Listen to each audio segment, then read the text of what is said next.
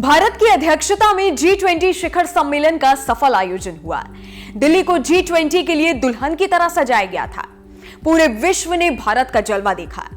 G20 में कई सारी ऐसी चीजें थी जो चर्चा का विषय बनी हुई थी। उनमें से एक थी नटराज की मूर्ति। दिल्ली के प्रगति मैदान में बने भारत मंडप में नटराज की मूर्ति लगाई गई है।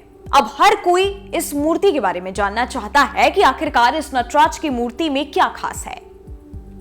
अब यह मूर्ति चर्चा का विषय क्यों बनी हुई है, क्या खास बात है, आइए जानते हैं। दरअसल अष्ट धातु से बनी नटराज की यह दुनिया में सबसे ऊंची मूर्ति है। हाल ही में इंदिरा गांधी राष्ट्रीय कला केंद्र ने नटराज की मूर्ति की तस्वीरें साझा की थी।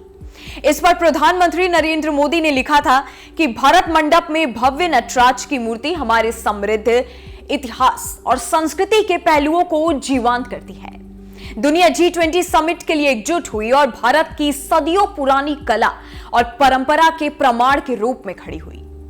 इस मूर्ति को तमिलनाडु के स्वामी मलाई के प्रसिद्ध मूर्तिकार राधा कृष्णन स्थापति और उनकी टीम ने बनाया है।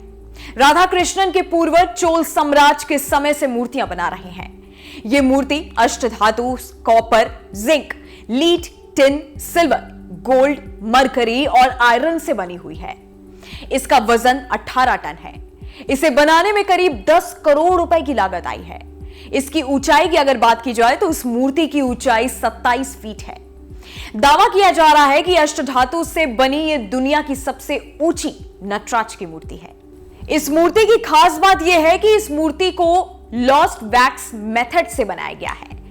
इसी मेथड से चोल साम्राज्य में भी मूर्तियां बनाई जाती थी।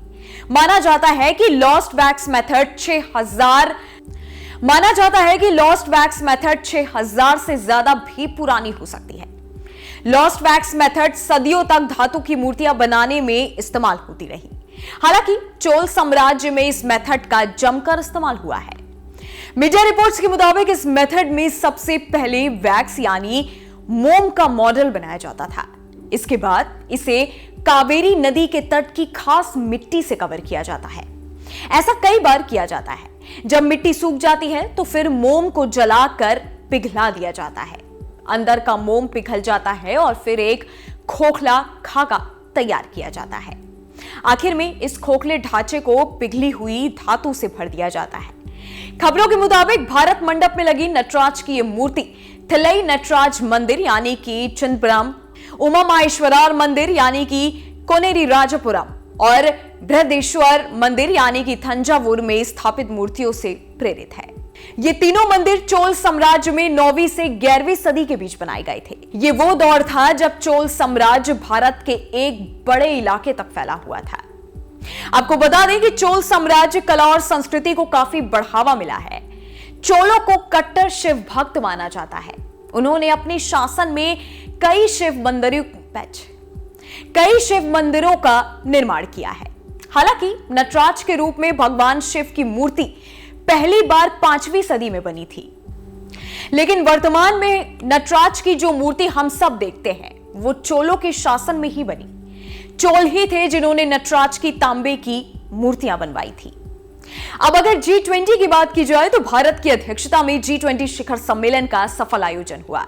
इस समिट में अमेरिका के राष्ट्रपति जो बाइडेन, इटली की पीएम जॉर्जिया मेलोनी, ब्रिटेन के प्रधानमंत्री ऋषि सुनक, फ्रांस के राष्ट्रपति इमैनुअल मैक्रों समेत दुनिया भर के बड़े बड़े नेताओं ने हिस्सा लिया था।